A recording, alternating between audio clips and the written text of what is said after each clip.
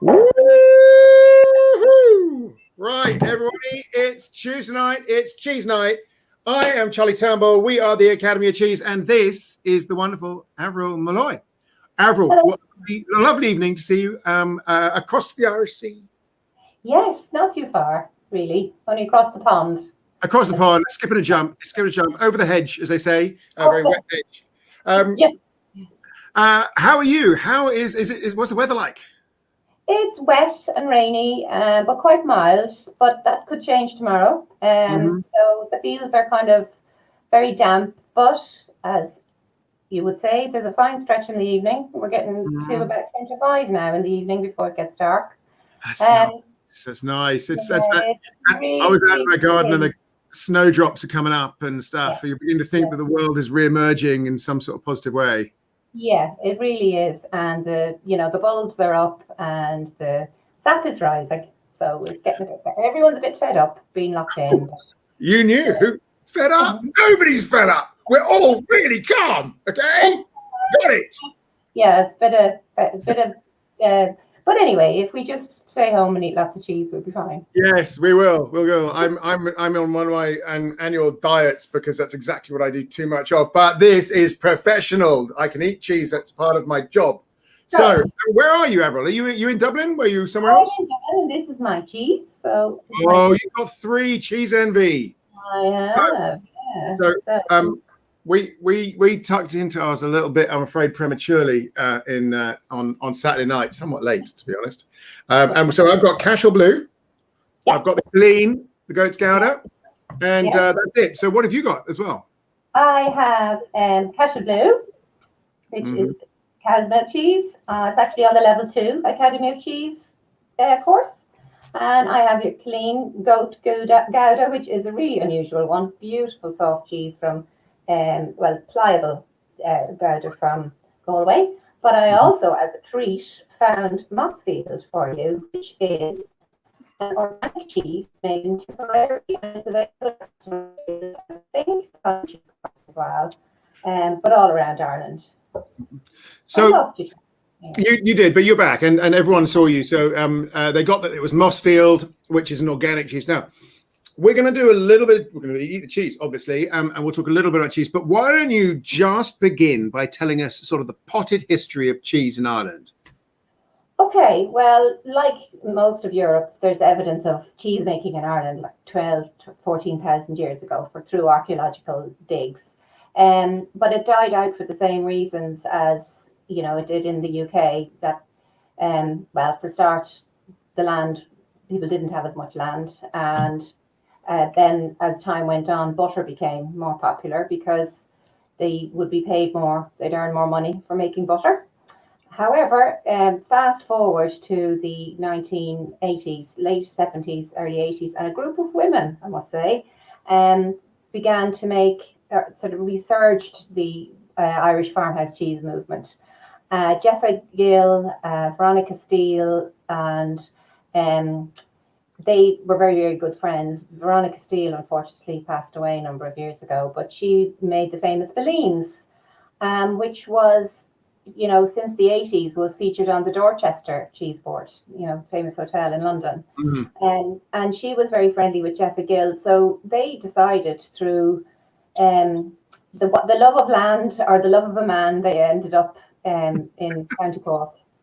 Yeah, I was about to say, this is all down in Cork, isn't it? You've given me a map to look at, so I'm going to bring that on and we'll point out where you're talking about. Where's my magic button? Here we go. Okay, so Cork, as everybody who knows anything about anything, unlike a bottle of wine, is down at the bottom. It's the toe of the island. It's kind of the centre of the south coast there, where that cow is, the sort of mid, where there's an inlet there above the cow. Okay. It's the south coast, and we probably need a bigger Cork because there's so much cheese making going on down there. But generally, and Kerry and Clare and Tipperary and Galway, they're just, what's great, Charlie, is that Board BIA, our Irish Food Export Board, have put this map together. And also COSH, which is Gaelic for cheese. They are the Irish Cheesemakers Association. They also have a map on their website, which is irishcheese.ie, and the links to both of those are in the chat if anyone wants them. But it gives you a really positive look that Ireland is really healthy, has a fabulous array of farmhouse cheese. We have some of the best milk in the world because of our climate, where we've got the Gulf Stream down to the west, which gives us lots of rain, unfortunately, but that's great for grass. And our animals are outside more than 300 days a year. So that's really, really good. And hygiene and inspection standards are very, very high. Farmers have lots of, generational experience. So there's a lot going for Ireland as a cheese making country. And we've fabulous grass, which of course makes great cheese. Well, that's it. I mean, you call the Emerald Isle, the Green Isle, whatever it is. I mean, that goes to the heart of it. It's good grass. I mean, fabulous grass, Britain, the other island in this part of the world, we were pretty late to the cheese party too, compared to, the Mediterraneans and all that kind of thing. But like you, but possibly for different reasons, it's really flowered in the last 20 to 30 years, 40 years kind of thing. Yeah, it's absolutely wonderful. And now we also have, you can get any type of cheese, whether it's, a brie style, hard, cloth bound, washed rind, but also any type of milk. We have a couple of mozzarella makers now in Cork. A little brown buffalo down here. A buffalo to make mozzarella. So Macroom and Tunesbridge, and it's just superb, the variety of cheeses we have. And I suppose the three that we have tonight are iconics in our world, but thankfully there's actually a lot of iconic cheese now in Ireland that's exported all over the world, between Australia, Canada, the US, and Europe. So let's start with Millie. Tell me the story. Let's eat. The story of Killeen is this beautiful white. I would call this an introductory goat's cheese. It's very mild and creamy. Killeen is made by a fabulously talented cheesemaker called Marion Roosevelt in Galway.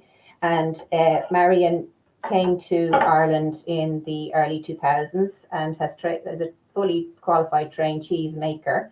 Not only is she responsible for making Killeen goat, but she was also involved in making other Irish cheeses initially, like Cosh na Tíre, which is a fabulous pecorino style fudge-like cheese. And also I found out today, talking to the makers of Mossfield, that they used to provide the milk and she made their cheese also. So she's probably one of the most experienced cheesemakers we have in Ireland, and we have many.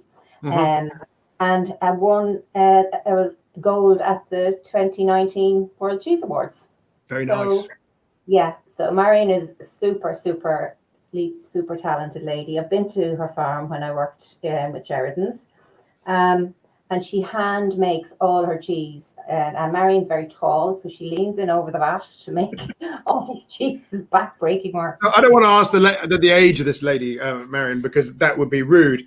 But I've got this mental image of a tall, wise person leaning over and cuddling her curds into the outcome she wants. Tall, wise, and very young-looking lady. Very young. Absolutely. So really knowledgeable and super down to earth to deal with. And I love Killeen goat because it's kind of falls between two stools in terms of the Academy make classification, because it's quite soft and pliable. And it's got a double layer of wax coating on it, just to stop the molds invading the rind. It's got a pretty coating though. It looks nice. It's got a sort of natural kind of feel to it, like a golden color. But when you taste it is just, she actually washes the curd to reduce the acidity. So it's that's it. This is gouda, isn't it? In style, which means should be not should be. You can do what you like, but that implies that it's a washed curd cheese. And you've got what I think you're tasting with this, which is astonishingly good. It's almost like a double sweetness. You've got the sweetness of the goat's milk, which is that velvety dairy but light kind of marbly, I always think of.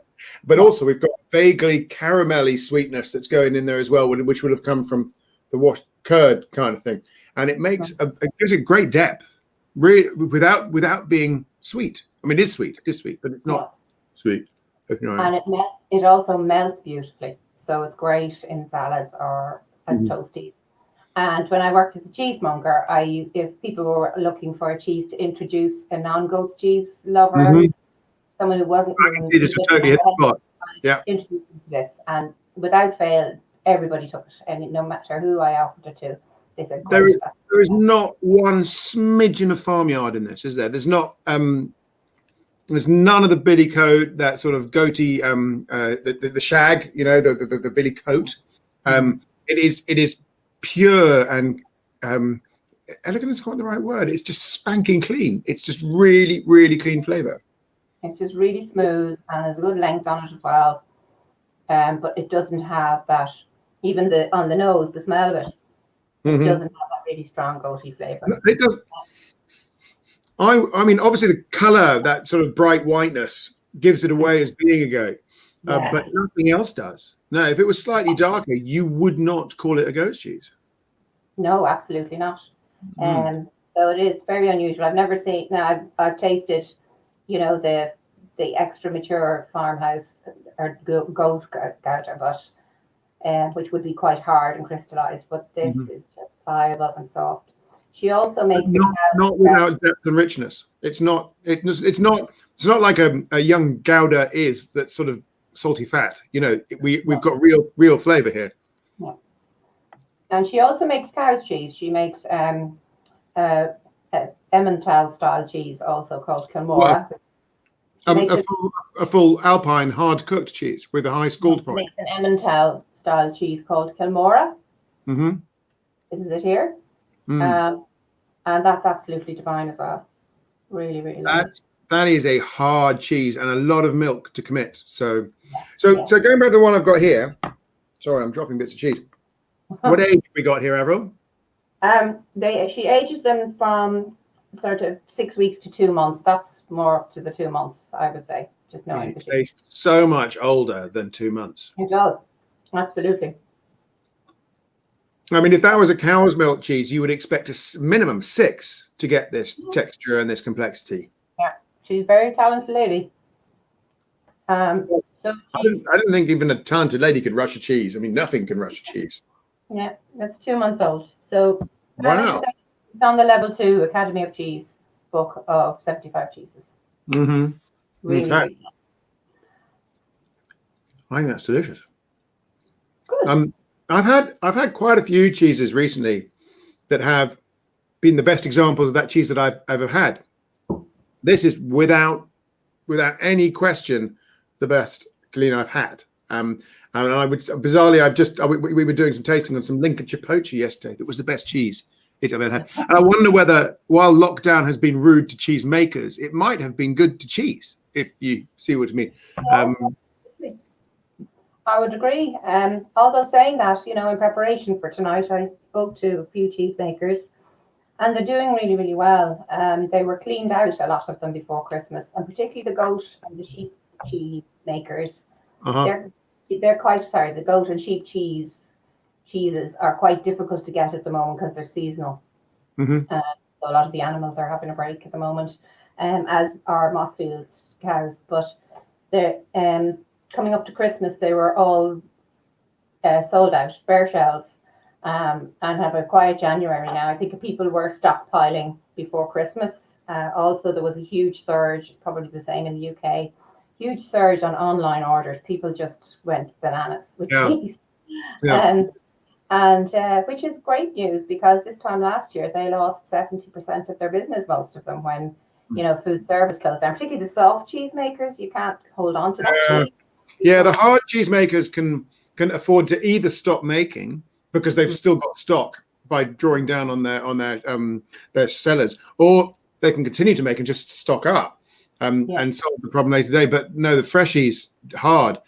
No, very hard, very hard. I'm not out of the woods yet. There's still a long way to go, you know, and we can't see the finish line of this COVID thing just yet. So we just need to buy more, Charlie, and buy more of your local cheese, and, you know, support our local, wherever you're local. That's right. So we're reaching out to you people watching. Please go buy more cheese. Eat a lot more cheese. And when you've had enough cheese, eat more cheese. That will make you a good person and you'll go to heaven. Right. On that front, let's get grubby. Let's talk about Cashels. Very good, very good. Yeah, I that's what I've done. probably this is Cashel Blue, probably one of our most famous cheeses. I'm going to come off the fence here, and I will be shot for it, but it is comfortably my favorite Irish cheese. And you're only just saying that now, are you? I am. I know. I absolutely love it. I absolutely love it. This Killeen, though, however, is coming up on the outside, but I really love Cashel Blue. I think it just appeals to everybody. It's great. Well, it's funny you say that because I had a chat with Sarah Furno, who is the second generation making. She's Louis Grubb's daughter, Jane and Louis Grubb's daughter. They're a gorgeous family. Visited their farm. My first day working as a cheesemonger was a visit to their farm, and it was just magical. When they designed or when they invented Cashel Blue, they deliberately wanted to keep it like the mild blue. Ireland doesn't have a strong tradition of liking really strong blues in those days. So they were trying to develop a cheese that would be, accessible to everybody. And also in those days, it was quite unusual to have, if you can see this, it's quite pliable and soft. It's very soft. Yeah. It's very much that Roquefort Auvergne tradition of cheese making. Form down there. Yeah. And it's not just Ireland that didn't have a history of this. Britain did not have a history of this either. It's very much an adopted technique. Yeah. And actually, Louis Grubb and the Erringtons became very, very friendly and talked a lot about cheese. And they introduced Cashel Blue as a sort of a soft alternative to maybe Stilton and not as strong. And it has grown and grown. It's mild, it's creamy. There's a good distribution of blue in it. And they've also developed Crozier Blue, which is the sheep's milk version of this, which is divine also. And they make a hard gouda as well called Shepherd's Store, but that's not available until the summer. But what I like about this cheese is when a location in terroir adopts a recipe like the Grubbs adopted a blue cheese, it takes time to bring that local element. They start off with a recipe and they're sort of trying to recreate, I don't know, Auvergne or something, but you can feel the Irishness. It's got butter. It's screaming big grass. Do you know what I mean? Yeah, and they use milk from their own herd, and it's still made on the farm. They have a beautiful farmhouse, a beautiful cheese making facility in the field on the farm. And they package it and sell it to all over the world, including, the States, Australia, Canada, and a lot into the UK as well. So it doesn't change. I've never had a piece of Cashel that wasn't like this. Well, I was told a story when I went to visit them, Mr. Grubb, as I called him. Was talking about originally they matured the cheeses in their cellar, not in their purpose-built building. And apparently the Mr. Roquefort started getting into the wooden beams that was holding his house up. And the council came in and tried to condemn the building because it was basically being eaten alive by cheese, which I love. That's proper commitment. What's happening to my cheese? That's better than a sci-fi movie. Oh no, the cheese is eating my house. Yeah, I think it's great. I hope it's true. He told me himself, so it must be true. Oh, absolutely, it would be true. But I love that. I think that's really, really good. But his daughter Sarah Furno is now, and her husband are now looking after the cheese. But Sarah told me that they started to mature it a bit more slowly, changing slightly. They just feel that gives it a little bit more depth. Have you lost me? I did briefly, but you're back. I'm back. Anyway, they've started to mature it for a little bit longer, a little bit more slowly. Most places that sell it at the moment, I would check that it's at least 12 weeks old. Oh, look at it. Hang on. We're in the house here. It's true about the mold in the cellars. Hi, Sarah. I'm delighted she joined us. Thank you, Sarah, for I do like I have a few stories which aren't quite as true as that, so I'm very pleased I'm putting that in the yes, it's true box. I do think we should make a movie. There's got to be a movie in there for a house-made eating cheese or children's book or something. Yeah, no, I think you can taste it. I think you can taste that extra age. And it's got that slightly that the mold is becoming quite piquant, and there's more of a fermentation in the body of the cheese.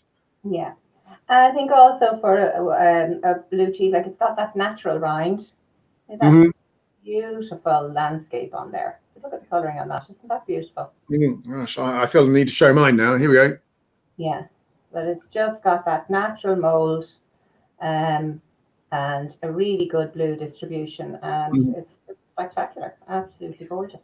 I'd like to bring attention to that, because what people forget about blue is that the blue, yes, it brings flavor. Yes, that blue is a certain flavor, but the action of the Penicillium rock 40 is to break down the curd itself.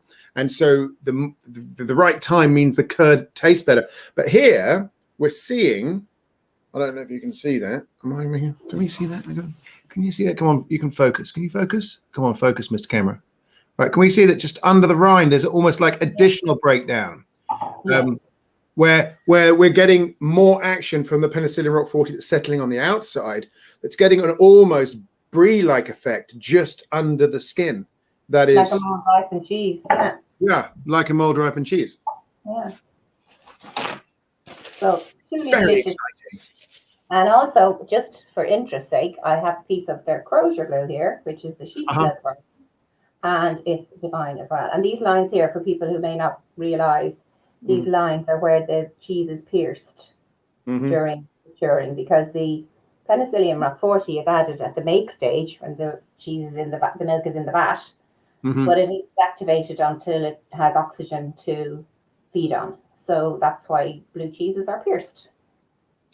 We're absolutely right. Now that magical moment when you open up mold and it starts going bloom, bloom, bloom, bloom, and it's really easy to see sometimes. I doubt you'd see it on this cheese, but with some cheese like Stilton or Dorset Blue Vinnies, the blue can really subside in the cheese and it almost goes back to being white.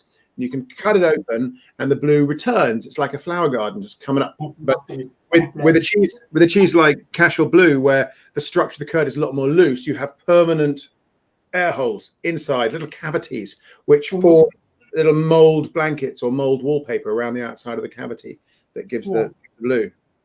I'm going to find one here. I'm drinking this. You could drink it with anything, but I'm drinking this with the beer because I think a lot of Irish cheeses go with beer. We don't have an indigenous wine in this case.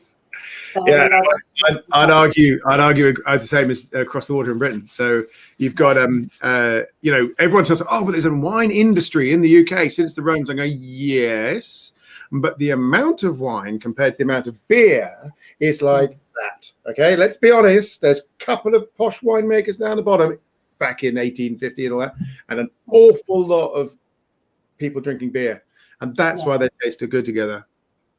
But also, I think what goes together or grows together goes together. And if you have a look and see, like we've lots of apples and pears that grow naturally in Ireland, and that goes very well, whether it's, a perry or a cider, or even a sparkling, some beautiful sparkling apple juices. Or I have a still apple juice from Wexford here. Downing. I'm probably sure you've got good apple juices, but down in Cork, there's amazing apple juices, sparkling apples, ciders, and probably it's further up as well. I'm afraid I don't know my apple juices in Ireland. And the craft beer industry has just exploded here as well in the last 5 years, 5 to 10 years. 5 years particularly.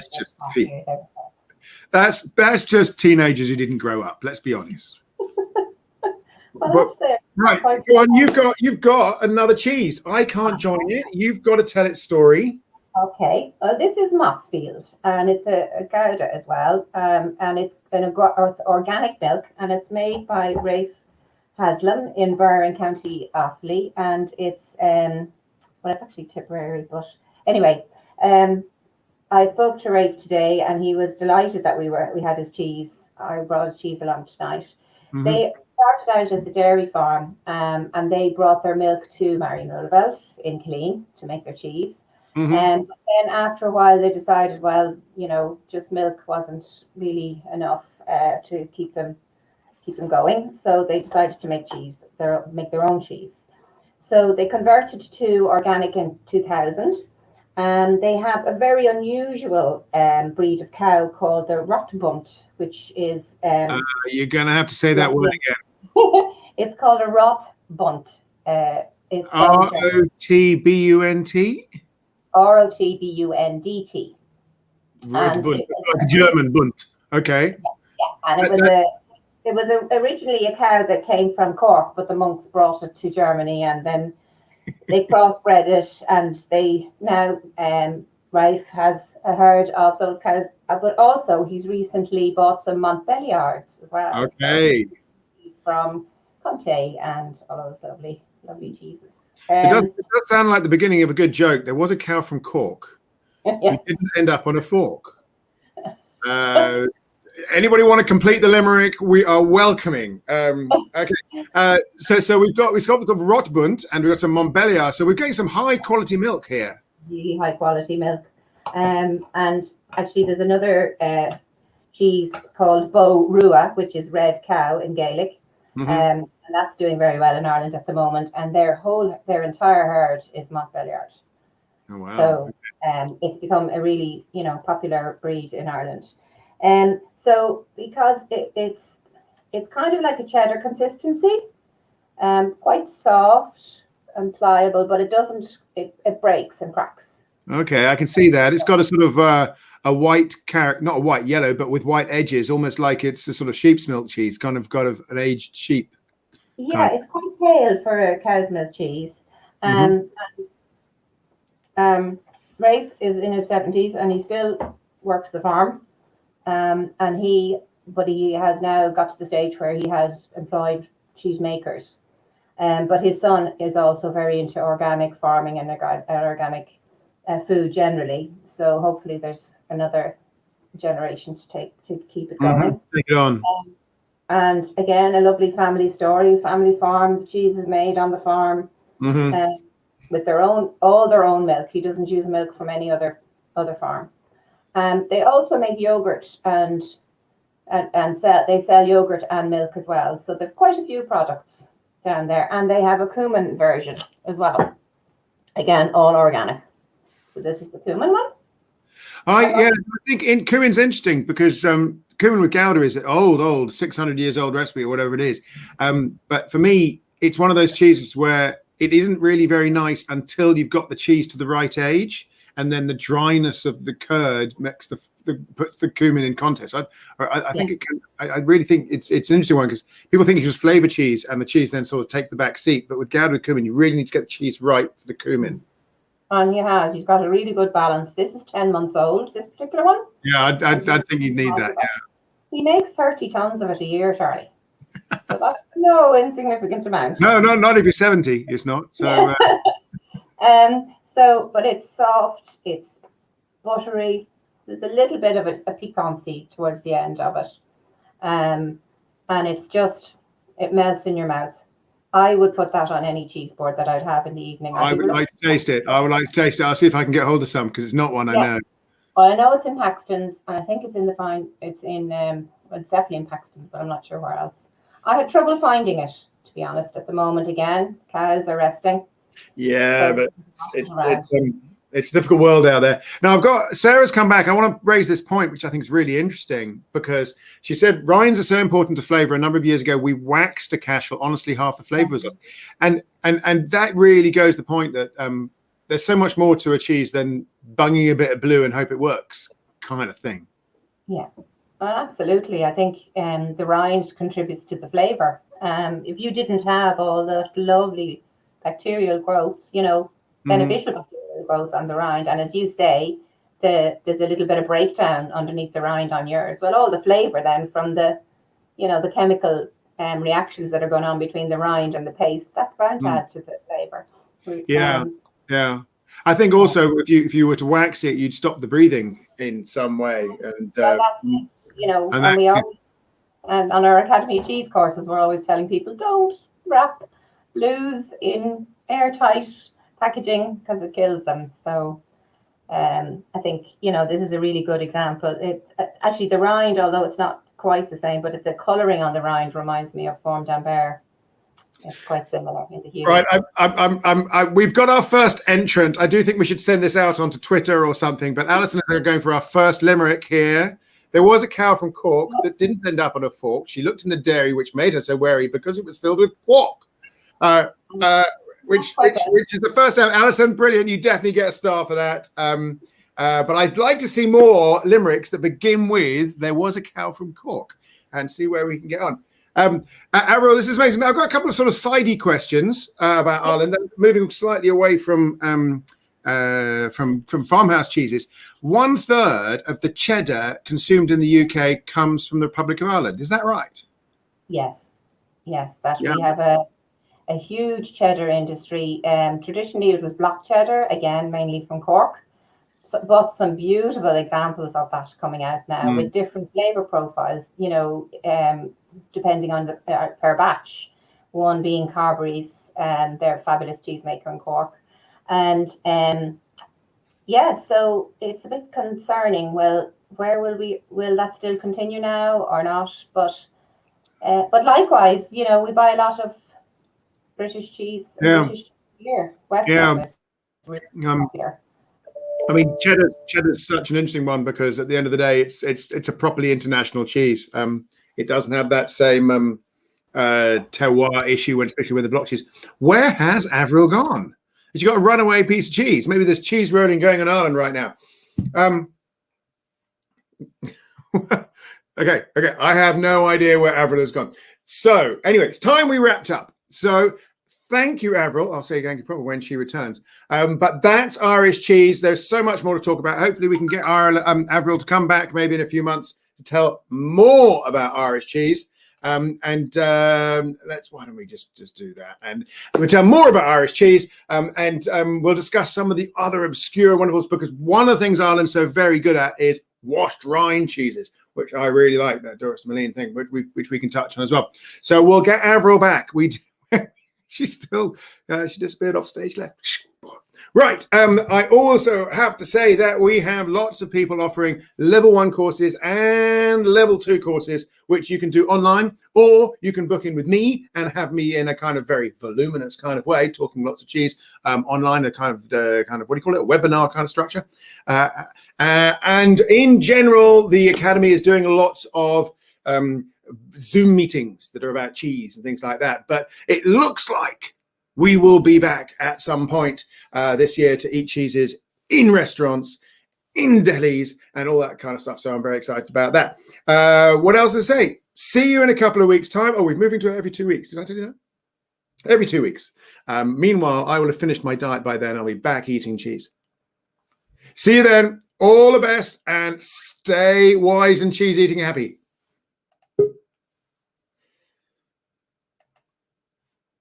Oh, I'm back. You're back. Sorry, power cut. Would you believe? A power cut.